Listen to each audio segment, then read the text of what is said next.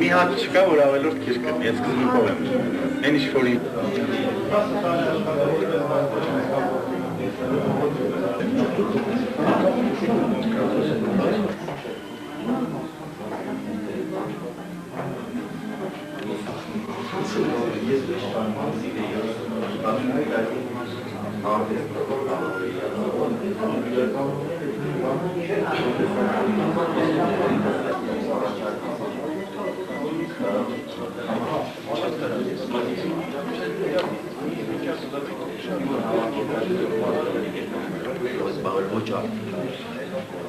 Այդ ամբողջը միացրել եք, կենտրոնացրել եք, դարձրել փոքր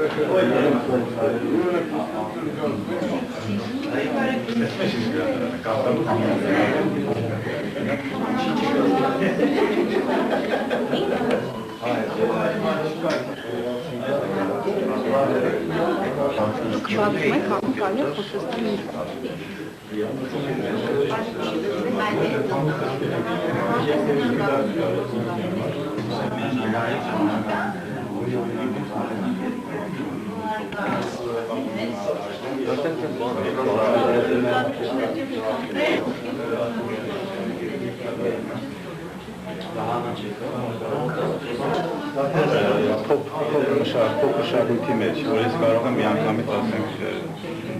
10,000, 20,000 մարդուն հասցնել իմ միտքը, իմ զգացմունքը,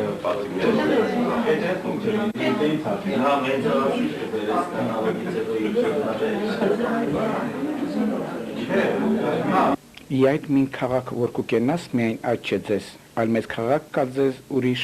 որ գուման չէ ձեզ, Հարաքելությունների դրախտագիրք։ Գույնը ներկայ առհավատչյանն է, որպեսի խամրելիս իրեն կորցնելով մատնանշի անցյալը, վերածվելով կորուստի սքումը խորհրդանշող սև սպիտակի։ Գույնը հապավում է, գրառվելով հիշողության արխիվում։ Արարատի քաղաքային բնապատկերներում արխիվի շունչը ներկա է, բայց կա նաև ընդվզում արխիվ հանձնել արտահայտության բերած պարտվողական մտայնության դեմ եւ նա իրադրությունը փոխող հոգեվոր միջամտություն է կատարում։ Տեղ-տեղ համարյա թափանցիկ գույնի անվստահ բողբոջներ են երևում։ Այդ հնարավոր է, եթե ներկայում առաջին անգամ կատարվող ընկալվում է որպես արդեն տեսնված, կամ երբ անցյալի ազդակները գիտակցում են որպես այժմ կատարվող, միայն նոր տեսնված։ Այդ փիլիսոփայությունն ներկայի ու անցյալի փոխհարաբերության ծավալայնությունը Արարատի մոտ վերածված է գեղագիտական ռազմավարության, արդարացած ոչ միայն այս, այլ նաև մյուս աշխատանքներում։ Այսպեսով ձեր առջև նախաղետյան քաղաքների թանգարանը չէ, սովորույթի հիշողությունը չէ, այլ ոգու հիշողությունը, եթե հիշենք Բերսոնյան տարաբաժանումից։ Սակայն սույն աշխատանքը չի սպառնում մեկ նկարի տարածությունում, այն նույնիսկ թեմատիկ շարք չէ։ Վերջի դեպքում ընկալումը գծային է եւ տարբերակները թեմայի հաջորդական արտահայտություններ են։ Հարկ է հաշվի առնել, որ աշխատանքը կատարված է Աղուսյակի գեղանկարչական տարածասարքի կերպով, ենթադրող այլ մեկնաբանություն։ Դա նշանակում է փոփոխակների համաժամանակյա գործադրություն, որի շնորհիվ պատահական տարրերը սղվում են եւ արդյունքում ունենք ոչ թե քաղաքը իր էմպիրիկ կեցության մեջ, այլ էականը կամ էյդոսը։ Ուրեմն մենք գործ ունենք զուտ հնարավորության արքետիպի իդեալական քաղաքը ուրվագծող պատկերի հետ։ Քրիստոնյաների համար երկնային Երուսաղեմն է, հայկական աշխարհիկը նրա միջնադարյան մայրաքաղաք Անին։ Քաղաքն իր իդեալում քաղաքակրթության մարմնավորումն է, կազմակերպված ու կառուցվածված նրա վերացական սկզբունքներով։ Նրա կառուցապատման լանդշաֆտը համապատասխանում է հոգևոր եւ աշխարհիկ իշխանությունների աստիճանակարգին, միասնականությունը եւ ամփոփվածությունը պարիսպներով իրավունքի ու քաղաքական հասարակության գաղափարին, նրա տրոհվածությունը փողոցներով հղում է աշխատանքի բաժանման գաղափարին, տնտեսական կարգին։ Երևանյան բազմաթիվ թղամասեր կրում են պատմական Հայաստանի քաղաքների անունները,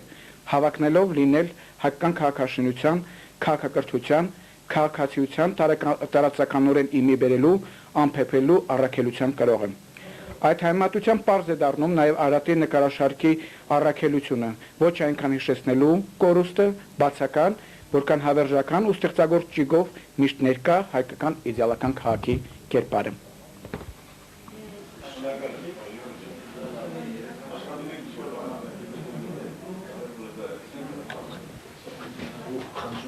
Այս բացիկների հետևը նշիկ է, ասենք ով է։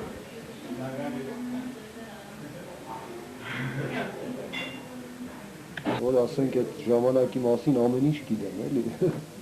Մոտավորապես գնացինք Մանասկերտ։ Ըստ խորենացու կրում է Հայկի որդի Մանավազի անունը։ Այլոք կարծում է, որ Մենուա թագավորի անվամբ նախապես կոչվել է Մենուասակերտ։ 725-26 թվականներին Մանասկերտում հայ ասորական եկեղեցաժողովը Հովհաննես Օզնեցի կաթողիկոսի գլխավորությամբ վերահաստատեց մեր եկեղեցու անկախությունը բյուզանդականից։ 1054-55 թվականներին թուրք Սելջուկ Տուղրիլ բեկը ահռելի բանակով պաշարեց Մանասկերտը, բայց Վասիլ իշխանը պաշտպանեց քաղաքը, իսկ նրա ֆրանկ զինվորներից մեկը իրեն բանագնացի տեղ տնելով, օրը ցերեկով մոտեցավ ու նավթի շշերով այրեց պարսպակործան հսկա բաբանը։ Նրա հետնորդ Ալպ Արսլանը Տուղրիլ բեկի 1071 թվականին Մանասկերտի դաշտում ջախջախեց բյուզանդական բանակն ու գերեց կայսրին բացելով քոչվորների ճամփան դեպի Փոքր Ասիայի խորքերը։ 1914-ին Մանասկերտի ընդամենը 1400 բնակչից 945-ը հայ էին, մեծ մասամբ արհեստավորներ։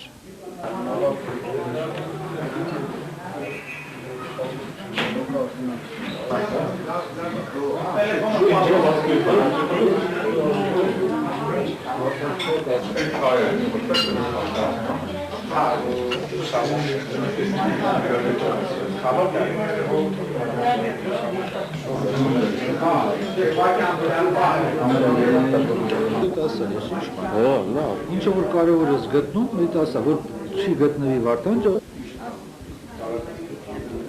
Հատկապես մեր ժամանակներում ապրելը նույնացված է տեսնելու հետ։ Երբ մենք ասում ենք ապրել, նշանակում է տեսնել, ինչ որ բաներ, ինչ որ տեսքեր ունենալ։ Մեր երկիրը իր վայրերի մեջ, իր քաղաքների մեջ, իր բնակավայրերի մեջ տեսնելու ցանկություն ունենալ։ Այս ցանկության հիմքում է, որ ծնվել է Արարատի նախագիծը, որ կոչվում է Կորուսյալ դրախտ։ Կորուսյալ դրախտը նախ եւ առաջ կարծեք թե հղում է զգացողությունների տիրույթ, կարծեք թե Կորուսյալ դրախտ հասկացողությամբ մենք փորձում ենք գտնել այն վայրը, որտեղ որ մենք մեզ լավ կզգայինք, մեզ կզգայինք ներդաշնակ եւ երջանիկ, եւ ինչպես միշտ այդ երջանկությունը քրիստոնեական կոնտեքստում կապվում է անցյալի հետ, մի նախնական վիճակի հետ, որտեղ որ չկար այդ աններդաշնակությունը մարդու եւ աշխարհի հետ։ Բայց Արարատը այս դրախտի գաղափարը կապում է ոչ թե ինքնազգացողության, այլ ինչ որ մի բան տեսնելու ցանկության հետ։ Այդ ինչ որ մի բանը այն երկիրն է, այն պատկերները, որ մեզնից յուրաքանչյուրը կրում է իր սրտում, իր հոգում, որը փոխանցվել է իր պապերի միջոցով, դա այն երկիրն է, որ կորցրել են մեր պապերը, այն բնակավայրերը, որոնք որ մեզ համար մնացել են հավերժ անցյալում։ Դա միաժամանակ այն երկիրն է, որը որ թվում է թե հնարավոր չէ վերադարձնել։ Բայց այս նախագծով ես կարծում եմ, որ Արարատը փորձ է կատարում ցույց տալով այդ տեսքերը այդ վայրերի, ինչ որ մի ձևով վերականգնել Կորուսյալ դրախտի այն պատկերը, այսինքն ցույց տալ վայրեր եւ արդարացնել մարդկանց ցանկությունը տեսնելու այդ ցանկությունը եւ Գործյալ դրախտ այս նախագծով Արարատ Սարգսյանը կարողանում է մեզանից յուրաքանչյուրին բոլոր վանեցիներին, բոլոր այնթափցիներին, բոլոր էրզրումցիներին, բոլոր ադանացիներին, յուրաքանչյուրին, ովքեր որ ապրում են աշխարհի տարբեր վայրերում, հնարավորություն է տալիս կապ հաստատել իրար հետ,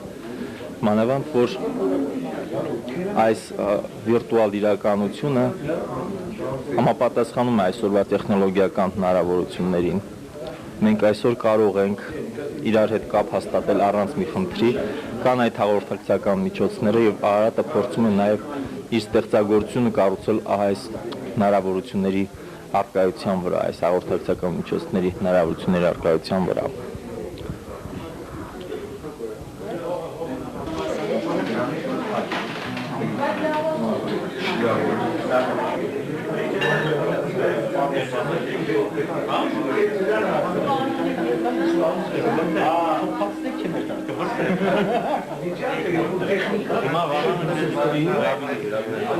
Գիտե, հարա, հա,